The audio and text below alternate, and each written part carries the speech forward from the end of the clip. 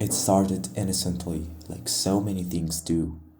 Rob was just having a good time hanging out with friends, but what started off as just having fun turned into something far more serious. Hey guys, what is up? I'm Ixian, and today in this video we are gonna check out an dark experience of game addiction. So if you like this type of videos, these dark type of videos actually, make sure to subscribe my channel and of course like this video and share it with your friends. Road to 100 subscribers, and of course comment below. And there is nothing more, let's just jump to the video.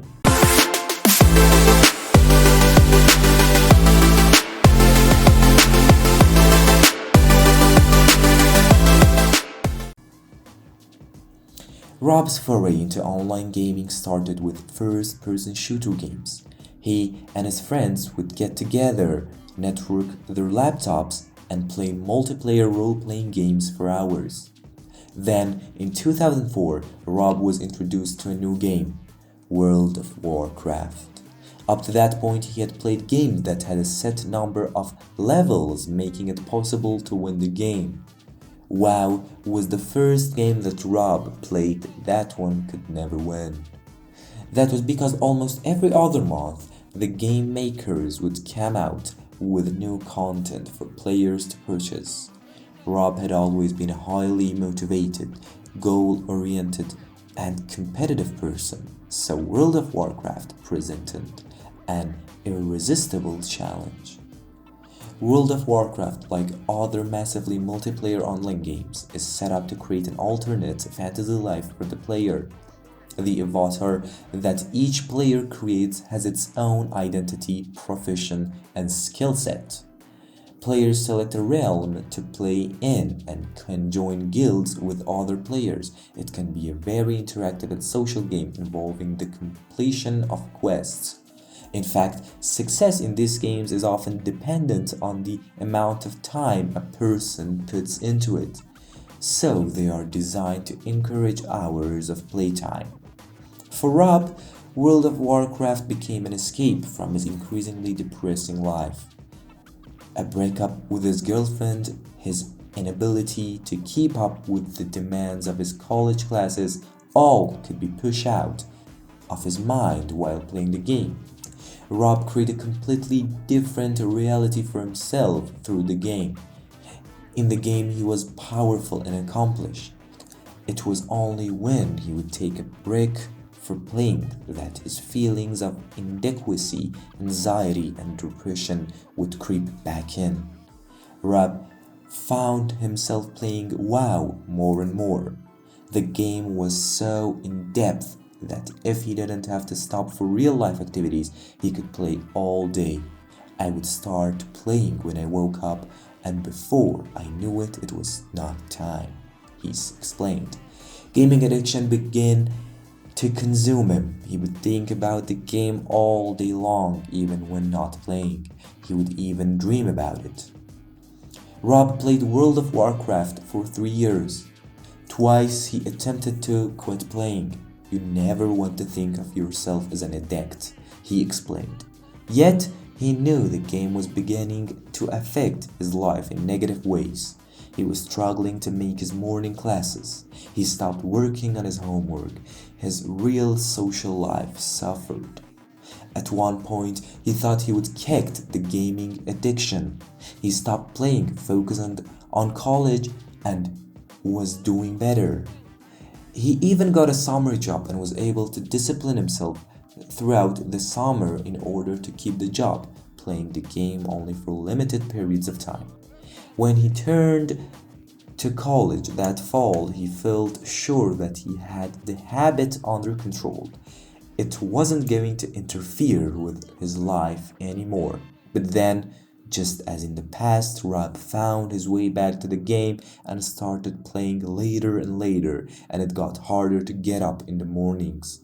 He would wake up and realize he would miss his classes again.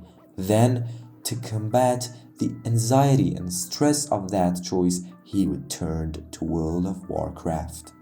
Finally, he chose to withdraw from all classes. He would made a lot of money that summer, so he could still afford rent. He pretended to his family that all was well and played World of Warcraft for 3 months straight. I thought I would love it. I got really good at it, but I had the crushing feeling at the same time. It was fulfilling. What had begun as a hobby developed into a habit and now was a legitimate gaming addiction. What happened to Rob can happen to any of us. Knowing how habits develop and understanding brain chemistry are keys to unlocking the reasons why. In his book, The Power of Habit, Charles Duhigg writes about the habit loop. According to Duhigg, habits are formed because our brain is constantly looking to save effort, so it converts a sequence of action into an automatic routine called chunking. This is at the root of how all habits form. Left to its own devices, the brain will efficiently turn routines into habits. There are 3 components to the habit loop: the cue, the routine, and the reward. The cue is anything that triggers the brain to know what pattern or routine to launch. The routine has been established by doing the same thing over and over, and the reward kick comes at the end. Over time, as the brain repeats this 3-step loop, it becomes more automatic. The cue and the reward then become powerfully linked together, and the craving and sense of anticipation develops. Rob discovered that firsthand after he thought he would kick the gaming addiction for good. By this time, he was married, had a job that paid well, and hadn't played World of Warcraft for years. Then, after an old friend visited, Rob was enticed back to the game. He played one time and then decided he couldn't go back down that path. He had too much to lose. But to his dismay, the urge to keep playing was so strong that it became an obsession. He thought about the game constantly. I've never wanted to do anything else in my life with such intensity. It was an extremely powerful compulsion, he admitted. Rob was a gaming addict. Rob is not alone in his struggle with excessive gaming. Anyone who works in a public school system with adolescents will tell you that many young people are affected by this problem, especially boys. Males are lagging behind females in many areas today. Though there are many factors that can explain these statistics, one obvious factor is the overuse of gaming. According to an insightful Psychology Today article, some major problems associated with excessive gaming are impulsive behavior, greater acceptance of violence, stunted social skills, difficulty paying attention, and difficulty dealing with stress and life issues. One of the most troubling aspects of gaming is the fact that today's most popular games are heavily based on violence. Games like Grand Theft Auto and Call of Duty put the user behind a gun to kill sometimes hundreds of digital images of human beings, often with graphic depictions of blood and gore. Scientific studies confirm that constantly bathing the mind in violent images leads to desensitization to violence. In other words, those who play violent video games have a reduced empathy and sensitivity to real violence. In 2000, a joint report was released by the American Medical Association, the American Psychological Association, the American Academy of Pediatrics, and the American Academy of Child and Adolescent Psychiatry. It said the conclusion of the public health community based on over 30 years of research is that viewing entertainment violence can lead to increases in aggressive attitudes, values, and behavior, particularly in children. Moreover, prolonged viewing of media violence can lead to emotional desensitization toward violence in real life. Preliminary studies indicate that the negative impact of violent video games may be significantly more severe than that wrought by television, movies, or music. In a 2006 study, Iowa State University researchers found that exposure to violent video games increases aggressive thoughts, angry feelings, psychological arousal, and aggressive behaviors, and decreases helpful behaviors. Those who perform massive acts of violence, such as public shootings, and overwhelmingly young men with a history of playing to violent games. Examples include Eric Harris and Dylan Klebold, Sung Hui Chu, Jared Lugnar, James Holmes, Adam Lanza, and Elliot Rodger.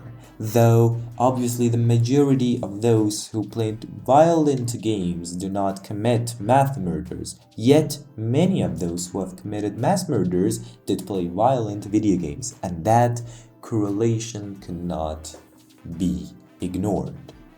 The real question is not whether excessive gaming negatively affects young people's lives, or whether violent video games turned young men into mass shooters. The real question is what positive purpose does gaming, especially when it's extreme, have?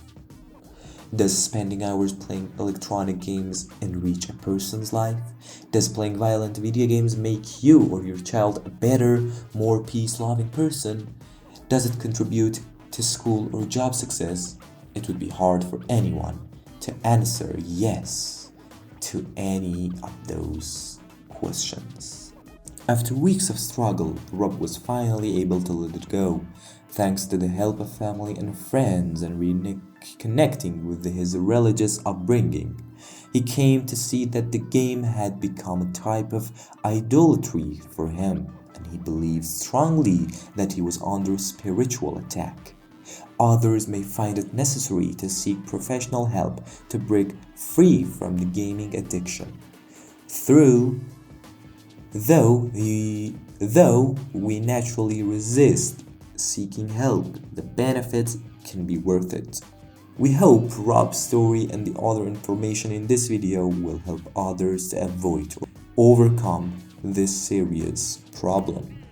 Okay guys, I hope you guys enjoyed this video. Make sure to subscribe, like, and of course comment below. I hope you guys enjoyed this video and road to 100 subscribers. If you want these type of videos, make sure to subscribe my channel, Ixian. And till the next video guys, see you soon.